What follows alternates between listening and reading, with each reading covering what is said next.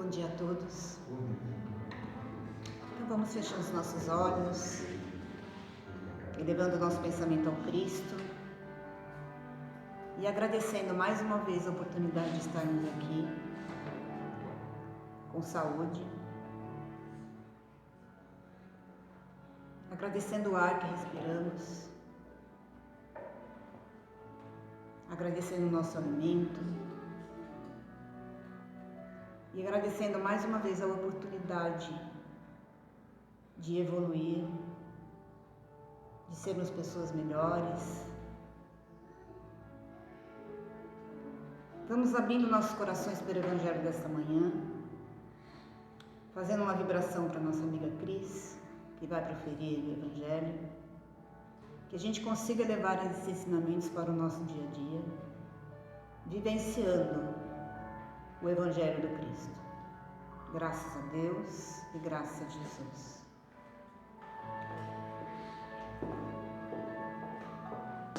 Bom dia a todos.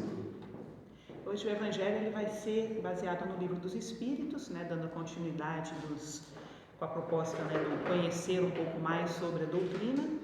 O capítulo é o capítulo 3 do livro 2 e as questões é da 149 a 165. Então esse capítulo ele fala sobre a alma depois da morte, a questão da individualidade, a vida eterna, separação da alma e do corpo e a perturbação que pode ocorrer após o desencarne. Então, assim, para todos aqueles que estão conhecendo a doutrina espírita, é muito natural que a gente questione como que é esse processo do nascer e do morrer, como que isso acontece. Então, como já foi visto em outros momentos, em outros encontros, a gente, para a doutrina espírita, nós consideramos que todos nós somos um espírito e que temos um perispírito ao nosso redor e um corpo físico. Então, essas três instâncias, elas permanecem unidas até o momento do desencarne, onde fica o espírito, o perispírito, que se desloca, desconsiderando, descartando, digamos assim, o corpo físico. Então, esse processo de morrer, como a gente chama de desencarne, ou seja, o sair da carne, é variado de acordo com o grau de consciência de cada um.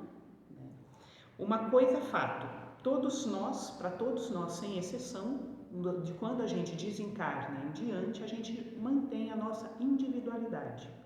Então, quando o espírito ele se desprende do corpo, ele leva consigo essa individualidade, essa consciência de ser único, da última existência. Então, quando eu desencarnar, o meu perispírito vai ter esse formato da pessoa que eu sou hoje. Entende? E assim é para todo mundo. Tá? Então, nós não perdemos essa consciência de que somos indivíduos. Não somos como uma gotinha de água que se mistura no oceano e vira uma coisa só. A gente não acredita e não enxerga dessa forma a questão do desencarne. A gente mantém a nossa consciência nesse pós-morte de uma forma idêntica quando, por exemplo, a tudo que se refere, pensamentos, sentimentos, memórias, sensações, todos esses registros que a gente guarda na nossa mente, a gente está guardando no espírito. E é isso que vai se manter de uma forma plena após o desencarne. Então a gente pode imaginar mais ou menos da seguinte forma: imagine que a gente fosse assistir uma palestra, vamos pegar uma palestra do Divaldo, que junta de 5 a 10 mil pessoas, dependendo do local. Então a gente está junto num grande grupo de pessoas, mas cada um é um. Então eu tenho a consciência do ser humano que eu sou no momento que eu estou lá dentro, mesmo que tenha um monte de gente ao meu redor. E quando eu saio, volto para minha casa, eu volto com as minhas lembranças, com as minhas sensações, com os meus sentimentos, de tudo aquilo que eu vivenciei naquela situação em coletivo. Então o espírito ele tem essa característica. Então não importa onde ele vai estar, ele sempre vai manter a sua individualidade, mesmo estando dentro de um coletivo. Então, para a gente espírita, a vida espiritual é a vida real. Então, o espírito, a essência do espírito é ser espírito. Então, assim, a vida material é uma vida transitória, é um momento passageiro que tem um tempo marcado. Então, a gente pode aí estar encarnado na matéria e até os seus 100, 110 anos, hoje, no máximo. Mais do que isso, dificilmente a gente fica, mas assim, tem uma data de começo e uma data de fim da matéria. Agora, o espírito em si, ele é eterno, ele é para sempre. Né? Então, assim, para saber essas coisas todas na teoria, né, é muito fácil. Né? Então, assim, o que acontece? Quando a gente está na matéria, a gente vai ter que colocar na prática aquilo que a gente sente, né? Aquilo que a gente pensa, aquilo que a gente é.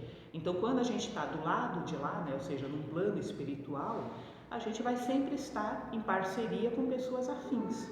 Então, por exemplo, é muito, entre aspas, é mais fácil ser bom dentro de uma colônia espiritual, de grupos iguais, do que estar encarnado na matéria, onde está tudo junto e tudo misturado. Então aqui é onde a gente tem a oportunidade, o espírito tem a oportunidade de verdadeiramente colocar em prática as teorias que ele carrega. É aqui que a gente coloca em prática as virtudes que a gente tem. Então, assim, aqui a gente existe, é como se estando na matéria a gente realmente tirasse todas as máscaras que o espírito carrega para ele existir exatamente na contrariedade, nas diferenças, nesse meio tudo misturado, onde cada um pensa de um jeito, tudo diversificado. É aqui que a gente vai colocar em prática se realmente aquilo que a gente trouxe do plano espiritual, se a gente realmente incorporou dentro da nossa alma. Né? Então, por isso que o espírito ele precisa encarnar, né? Porque realmente aqui a gente vai vivenciar as experiências e vai aprender. Né? Então, assim, para o espírito, esse caminho de nascer e morrer, para ele, isso é uma coisa plenamente natural. Né? Ele já fez isso algumas centenas de milhares de vezes e ainda vai fazer isso por muitas e muitas vezes. Então, o espírito em si, ele encara isso com naturalidade. O conceito, né, da questão da imortalidade da alma, né, da individualidade da alma, é algo muito antigo. Né? Ele não veio com o espiritismo, ele já precede do espiritismo. Então, por exemplo, existe um livro, o Bhagavad Gita, que é um livro sagrado, né, da religião hindu. Ele foi escrito mais ou menos 2000 anos, em torno de 1600 a 2000 anos antes de Cristo. E aí lá existe um diálogo entre dois seres, né, que seria o Arjuna, que está simbolizando, representando nós, seres humanos, e ele conversa com Krishna, que seria a representação do sagrado. Então, como a gente estivesse conversando com um santo, por exemplo. Né? Então, essa seria mais ou menos a representação. E aí, num certo momento, né, o Arjuna está com medo, né, porque ele sabe que ele tem uma batalha para enfrentar. A batalha interna do próprio despertar da consciência. E aí então o Krishna ele fala, né, que para Arjuna ele fala que os sábios eles não se entristecem nem pelos vivos e nem pelos mortos, porque nunca vai haver um tempo em que algum de nós vai deixar de existir. E aí ele fala literalmente, peguei na íntegra mesmo, ele fala, né, Krishna, estes corpos caducos que servem como envoltório para as almas que os ocupam são coisas finitas, coisas do momento e não são o verdadeiro homem real. Eles perecem como todas as coisas finitas, então deixe-os perecer, deixe o corpo perecer. Aquele que pensa em sua ignorância, eu mato, ou então, nossa, eu vou morrer, procede como uma criança que não tem conhecimento sobre a verdade. Porque o que é, na realidade, ou seja, o espírito, é eterno. E o eterno não pode matar e nem ser morto. O corpo pode morrer ou ser morto ou ser destruído. Porém, aquele que ocupou o corpo permanece depois deste. Como a gente tira do corpo as roupas usadas e as substitui por novas e melhores, assim também é o habitante do corpo, o espírito, tendo abandonado a velha morada mortal, entra uma outra, nova e recém-preparada para ele. Ou seja, não é do espiritismo a visão da nossa imortalidade. Quando a gente pega outras religiões, a gente vai vendo que é do coletivo, isso já é muito mais antigo. Né? E assim a gente continua então, espíritos imortais, únicos, né, seguindo aí pelos milênios dos tempos, né, sempre se aperfeiçoando, sempre se transformando, como ele fala aqui, né? Então, quando a gente deixa uma roupa velha, a gente coloca uma roupa melhor, uma roupa mais nova, uma roupa mais aperfeiçoada, né? Então, com o espírito é a mesma coisa. Cada vez que a gente deixa um corpo, uma próxima existência, ela vai estar mais aperfeiçoada. Então, assim, a gente não pode duvidar da nossa capacidade de crescimento, por essa razão que a individualidade permanece no espírito. Então, assim, se a gente perdesse a nossa individualidade cada vez que a gente morresse, né? Imagina, era como se começasse constantemente de um ponto zero, não faz sentido, né? E aí a gente olhando aqui na própria matéria, quantas pessoas diferentes, algumas tão apegadas a um comportamento no mal e outros tão naturalmente altruístas. Então a gente vê que existe uma variação muito grande e essa variação só pode ser explicada através da permanência da individualidade da alma. Então, como eu estava falando, para o espírito, essa jornada de encarnar e desencarnar é uma coisa muito velha, muito antiga. Eu lembro que a gente tem um amigo, o seu Francisco, que ele falava, né, ele é espiritualista, ele tinha uma abordagem diferente de enxergar, mas assim, ele fez uma colocação que a gente sempre achou muito interessante a forma que ele dizia. Ele falava, olha, ele enxergava da seguinte forma, que era um espírito versus bilhões de células. Aí ele falava, cada célula é um ser vivo. Então, assim, o espírito em si, ele sabe que ele vai e volta, mas as bilhões de células que precisam desse espírito para permanecer unidas, elas têm muito medo que esse espírito deixe esse corpo, né? Era o jeitinho que ele encarava, né? Então, assim, ele dizia que o medo do morrer era do corpo, das células do corpo, não do espírito em si, porque o espírito sabe que ele não morre, que ele é eterno, né? E não deixa de ter um fundinho de verdade nisso também, né? Porque o problema é que a gente se apega a essa ilusão da matéria. A gente se apega achando que a gente é essa casca que a gente tem. E aí é esse apego que a gente desenvolve com a matéria, com o corpo físico, que causa o nosso medo de morrer. Então eu tenho apego à minha personalidade, né, ao meu ego. Né, eu tenho apego às relações que eu estabeleço. Eu crio a minha relação de segurança dentro desse contexto. E aí eu tenho medo de sair desse contexto porque eu não sei o que eu vou encontrar. Entende? Só que assim, o espírito já fez esse processo sabe-se lá quantas vezes, né? Então, cada vez que a gente vem para a matéria, a gente esquece que é espírito. E é por isso que é tão difícil assim, a gente olha com tanto temor essa questão da passagem, né? Porque tem uma frase também do Bhagavad Gita que ele diz, né, que aquele que sempre foi, ele sempre vai ser. Né? E quando a gente sente isso dentro, realmente, internamente, dá uma sensação de calma, de tranquilidade. Mas, continuando aqui no capítulo 3, ele fala também sobre a separação da alma e do corpo.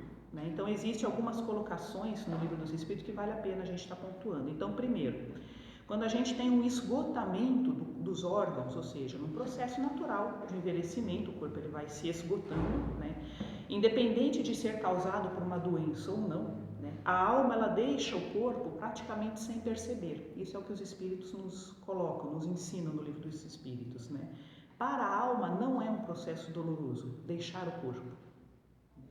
Então, para o espírito, deixar o corpo é um processo que não envolve dor, não tem peso e nem tem mal-estar. O espírito ele simplesmente se desprende, porque o corpo ele vai se findando, ele vai paralisando de uma forma natural e o espírito então é um processo que vai ocorrendo, não é uma coisa abrupta, não é uma coisa, um corte, né, estanque, é uma coisa que vai acontecendo, né? Do mesmo jeito que o bebezinho leva 9 meses praticamente para se formar, para daí poder nascer e ainda leva aí quase 2 anos para começar a andar, né, e 2 anos e pouco para começar a falar, ou seja, é um processo lento do ir se desenvolvendo. O desencarne também é um processo lento, né?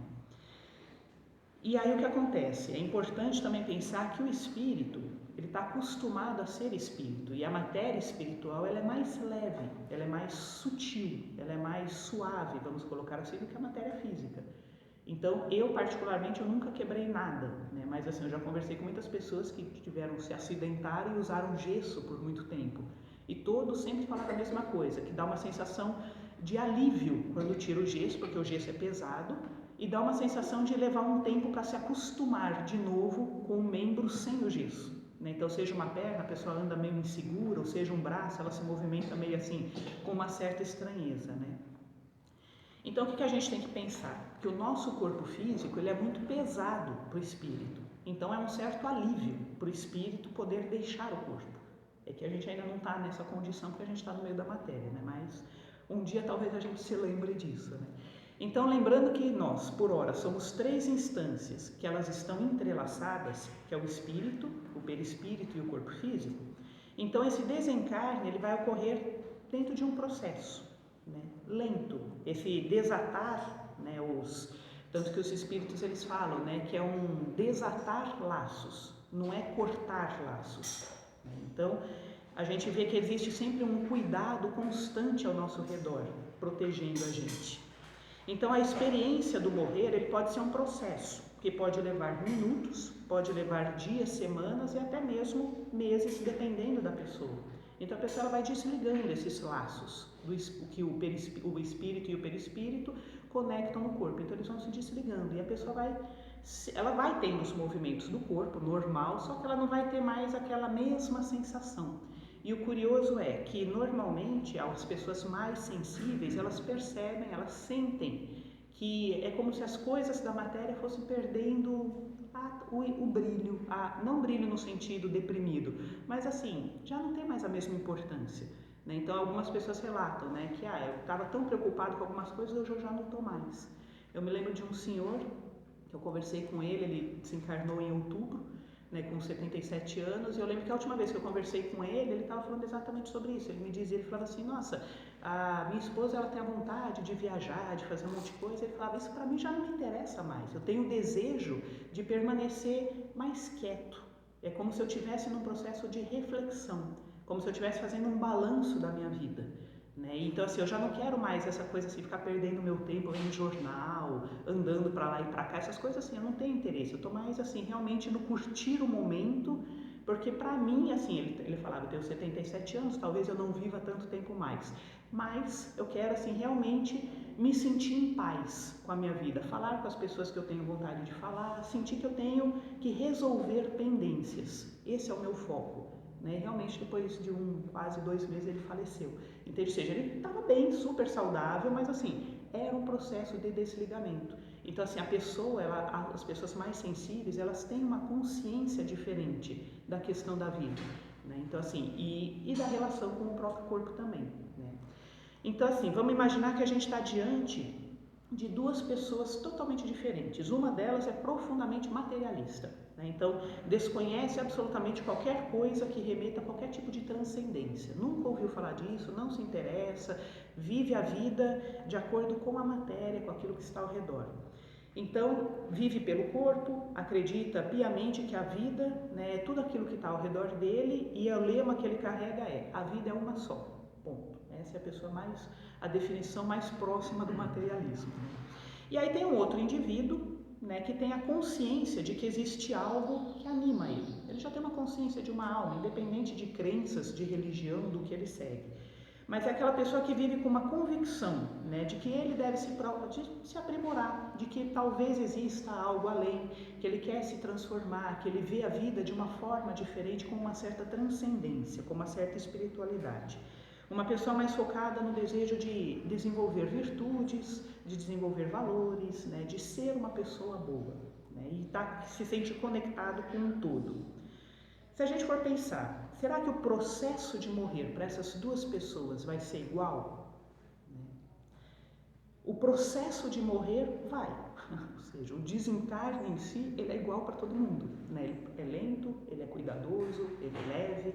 O que muda entre e outra pessoa é a consciência, quando desencarna, né? Então, assim, o que acontece?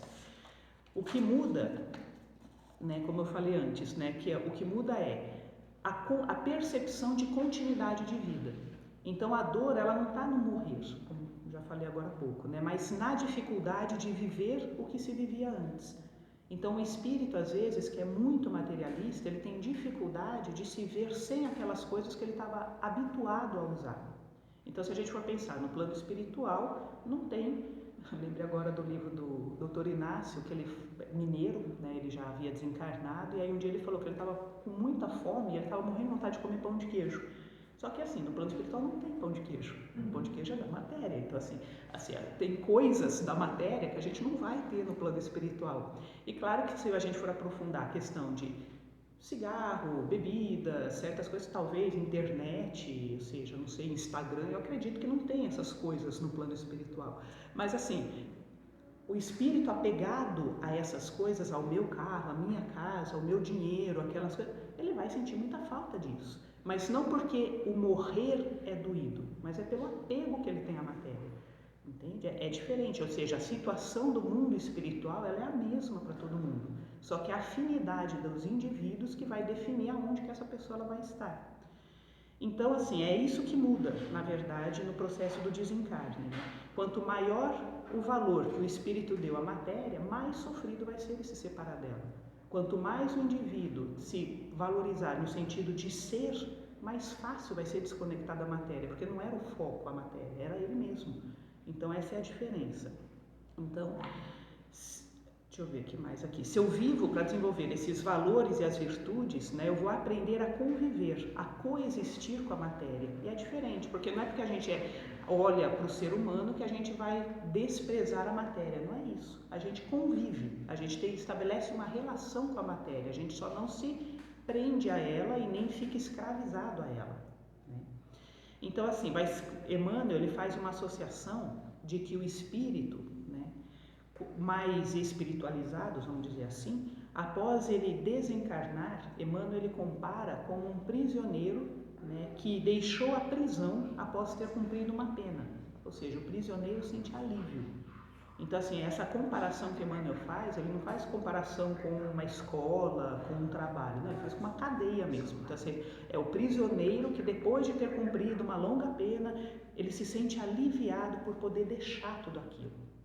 E realmente deve ser um alívio você não ter conta para pagar, não ter mais que ficar fazendo um monte de coisa que você sabe que você, entre aspas, perde o seu tempo, mas não tem como não fazer. Ou seja, você poder deixar tudo isso. Deve ser realmente uma sensação de um alívio, de uma alegria muito grande. Então cansa estar na matéria, né? Cansa a gente ser provado o tempo todo, né? Se em relação a viver conforme aquilo que a gente chama de uma reta ação. Então, será que eu fui justo? Será que eu fui bom? Será que eu fui honesto? Eu fui íntegro? Eu me mantive correto dentro daquilo que eu acredito como preceitos, como virtudes? Ou seja, viver todo santo dia pensando essas coisas, né? Para aqueles que estão conectados com essas coisas, cansa estar na matéria, né? Cansa ser o tempo todo questionado, né? E ser colocado no meio de pessoas que são tão diferentes que às vezes têm uma grande dificuldade de se relacionar com tudo isso. Então, um dia se ver livre disso tudo é uma sensação de alívio, né? Então, nesse sentido, nem sempre a morte é vista como um aspecto ruim, não é verdade? Então, o diferencial entre o morrer do materialista e o morrer daquele que já tem uma visão mais transcendente ou do ser espiritual, né, é da consciência que ele carrega, da interpretação e da aceitação da nova realidade espiritual. Aí também os espíritos eles colocam que pode acontecer, né, segundo os espíritos, que a separação definitiva da alma e do corpo ocorra antes da cessação completa da vida.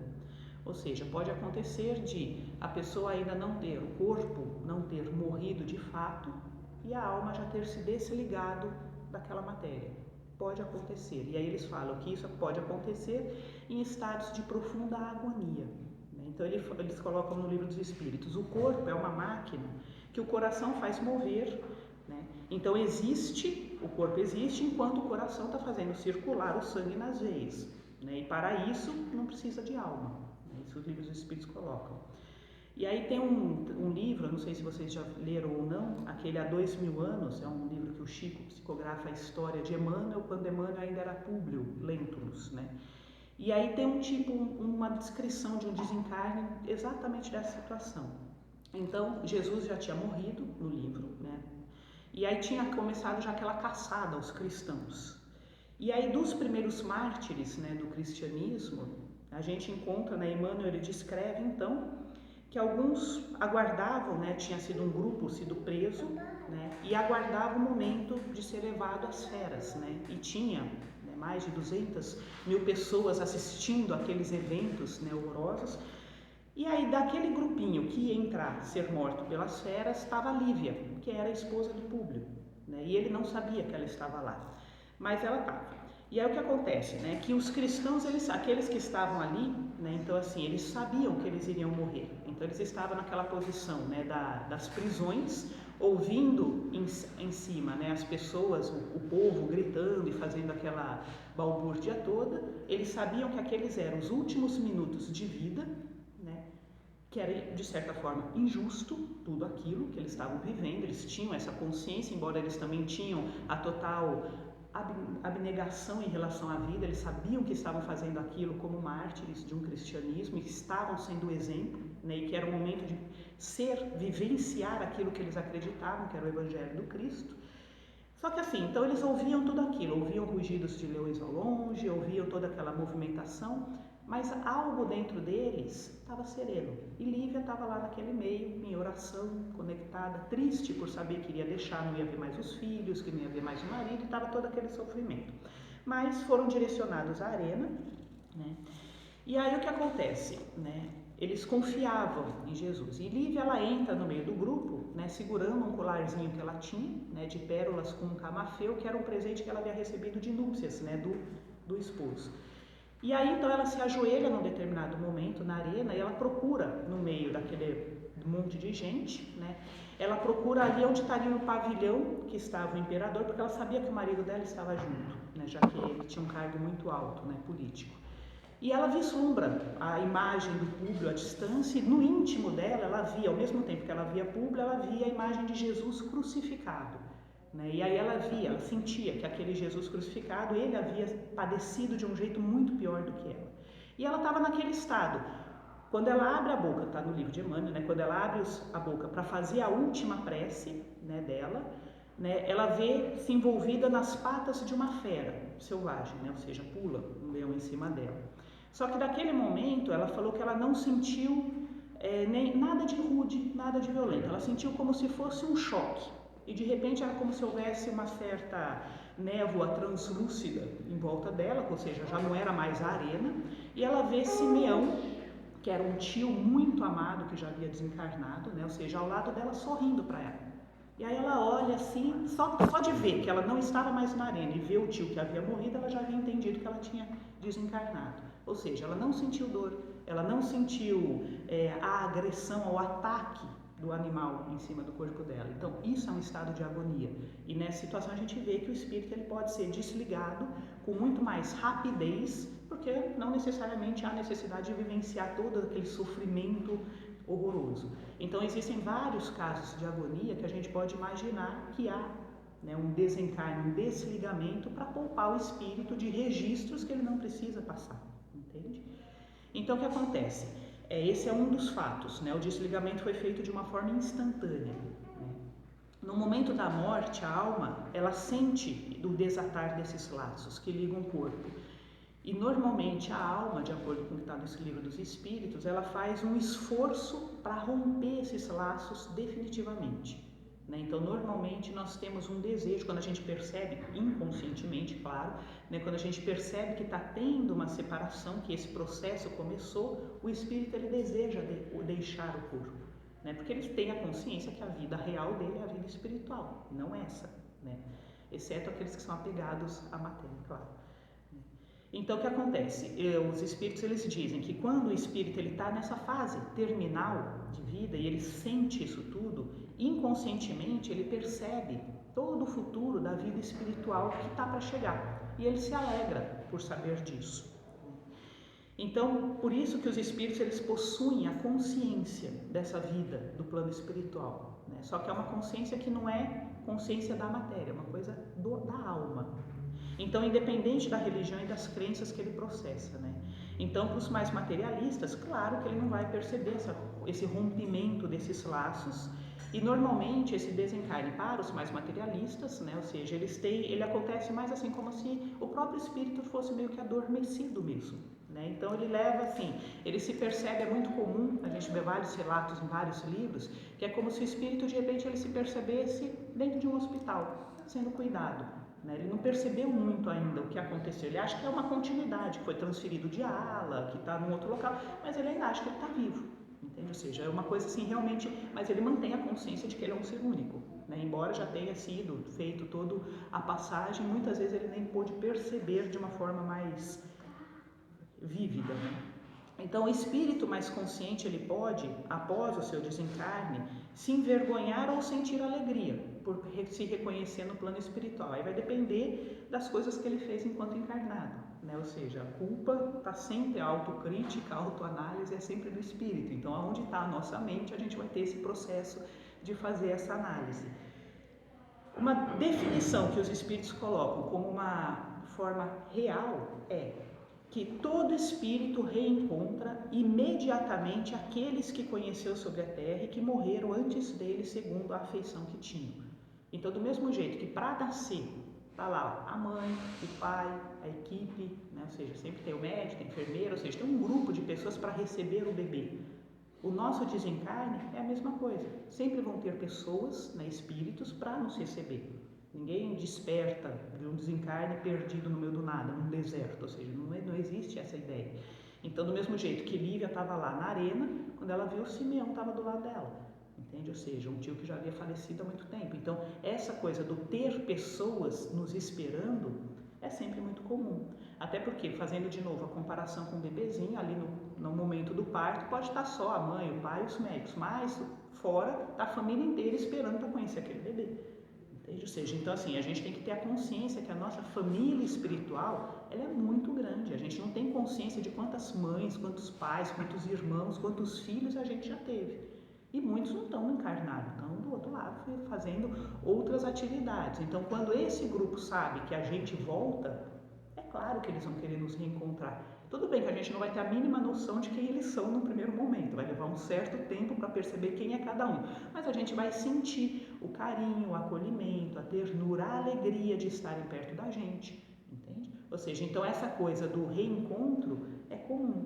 E aí o que eles fazem? Normalmente o que acontece? Quando a gente desencarna, as pessoas que tiveram afeto com a gente nesta existência e que já tinham partido antes, elas vão estar lá para nos reencontrar também, né, para nos acolher. Então, às vezes pode ser uma mãe, um pai, um avô, um tio, um amigo, um professor, aí pode ser qualquer pessoa que realmente a alma teve uma grande ligação, né? Então, isso é fato, como se fosse uma recepção de boas-vindas, né?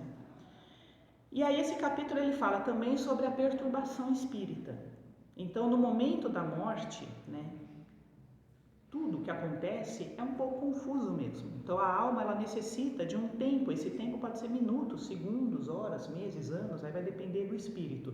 Mas às vezes leva um tempo para se reconhecer aonde ele está, né?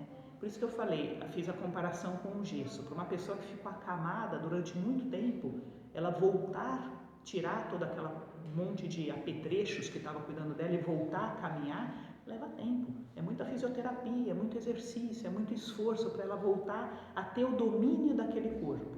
Então, o desencarne, o espírito, ele sente uma estranheza por não ter essa coisa densa segurando. Imagina, 80 anos preso num corpo, 90 anos preso num corpo, de repente você está sem ele. Deve ser uma sensação realmente estranha, essa coisa do readquirir o próprio domínio do perispírito, vamos dizer assim. Então, às vezes, precisa de um certo tempo, e é esse período que os livros dos Espíritos chamam de perturbação, né? Ou seja, porque perturba mesmo, bagunça um pouco essa questão da consciência.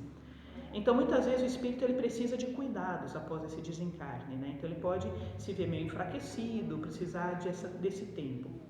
Então, a lucidez, né, a adaptação é em relação ao domínio do perispírito, né? Da fome, da sede, do uso ao banheiro, coisas do gênero, né? Ou seja, mas a lucidez do pensamento, né, a capacidade de lembrar das coisas que viveu, das pessoas que conheceu, isso daí é do espírito. O que leva mais tempo é a capacidade de relembrar outras existências, outras pessoas. Isso sim leva bastante tempo. Então, o que vai acontecer?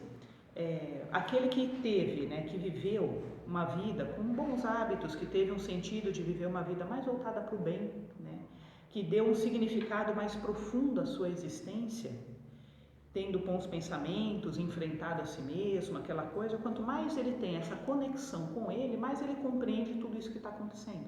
Então, menos ele fica nesse período de perturbação. E aí aqueles que já desconhecem ou que negam a possibilidade de uma vida após a morte, né, normalmente eles se chocam quando eles desencarnam. Então o que acontece? Às vezes é muito comum, como teve há uns dias atrás numa mediúnica, a gente está conversando com um espírito que, pelo que a gente entendeu, ele era aproximadamente de 1700.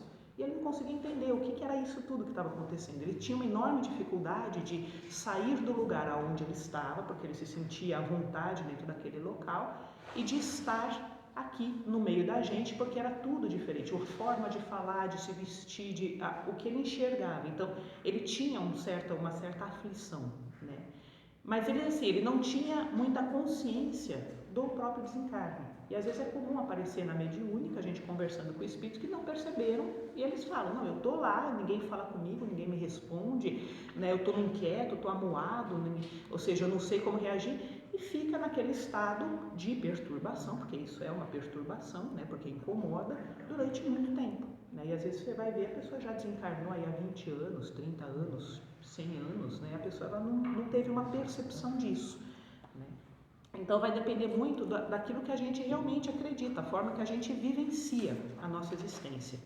E aí tem um livro, né, não sei se vocês também conhecem ou não, chamado Memórias Póstumas de Machado de Assis.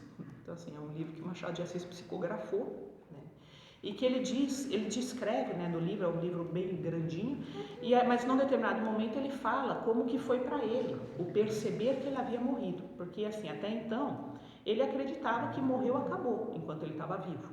Então ele acreditava, morreu, acabou. E aí de repente ele sentiu que ele estava na casa dele, né? Ele falava que ficou bastante tempo na casa dele, eu não me lembro agora se foi 1 ano, se foi até mais tempo, né? E ele não conseguia entender por que ninguém falava com ele, né? A senhora que cuidava da casa entrava, fazia as coisas, ele falava com ela, e no livro ele escreve, né, que ele não conseguia entender por que ela estava tão brava com ele a ponto de nem olhar na cara dele. E ele ficava assim, se questionando, o que eu fiz para ela, né? Por que ela não me responde? Por que ela está tão chateada? E aí ele vai falando que ele também não entendia por que o leiteiro não deixava o leite na porta, porque toda vez que ele abria a porta não tinha nada, e ele ficava naquela sensação, só que a percepção de tempo dele era uma percepção diferente. Ele dizia que era como se fosse, ele tivesse vivenciado um dia nublado, um longo dia, né? Então assim, não amanhecia, não anoitecia, ele ficava naquela sensação assim como se tivesse parado tudo, e nisso ele ficou. Então ele não tinha uma consciência de que os dias foram passando, porque ele ficou 1 ano lá, ele soube disso depois, quando já estava mais, entendeu mais a situação.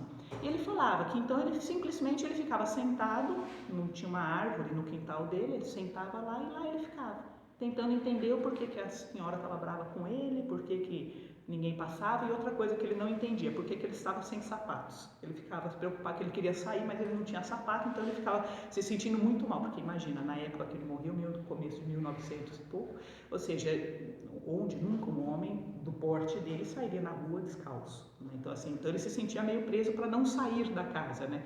E aí ele falava que às vezes tinha momentos, tinha um pequeno questionamento que ele falava, tá tudo muito estranho, será que aconteceu alguma coisa? Aí quando ele entrava nesse estado, ele ouvia uma voz feminina chamando ele. E aí ele se assustava achando que era a senhora que limpava a casa, que tinha chamado, ou então achava que era alguém, enfim, ele se desconectava, né? Ele parava de ouvir. Até que um dia ele começou a resolver falar com essa voz, né? Conversar, perguntar quem é, né? A voz respondeu e aí ele começou a conversar, e aí esse ser foi se aparecendo para ele, né? Então ele fala que era a mentora dele, aí que ele começou a entender tudo que tinha acontecido e tal. Ou seja, mas levou todo um tempo desse desencarne dele, onde ele ficou nesse estado confuso, sem entender exatamente o que estava acontecendo, mas ele ficou dentro da casa dele, que era o local de referência dele, de segurança, entende? Ou seja, ele não via ninguém, não aparecia ninguém, ele estava só ali, quietinho, tentando compreender as coisas, né? Então é aí que a gente vê as diferenças, entende? Mas é um capítulo curto, né, mas muito interessante, que gera muita reflexão, e hoje foi só uma pincelada para vocês terem um contato, né? Mas sempre sugiro para que leiam o Livro dos Espíritos, aqueles que se interessarem. Caso tenha alguma dúvida, a gente está aqui, né? Tem várias pessoas aqui que podem estar ajudando a resolver ou a explicar, tá bom? Então,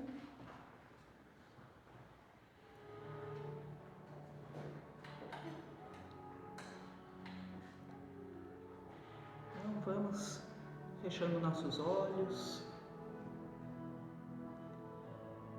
serenando nossos pensamentos, nossos sentimentos, e tentando apenas conectar com a gratidão pela vida, por essa existência, por essa oportunidade de amadurecimento e crescimento, e que a gente possa sentir no nosso coração a força do Evangelho como um norte dos nossos pensamentos e condutas, que a gente possa se manter conectados com o nosso mentor, com esse anjo da guarda que nos acompanha, que nos intui, nos orienta.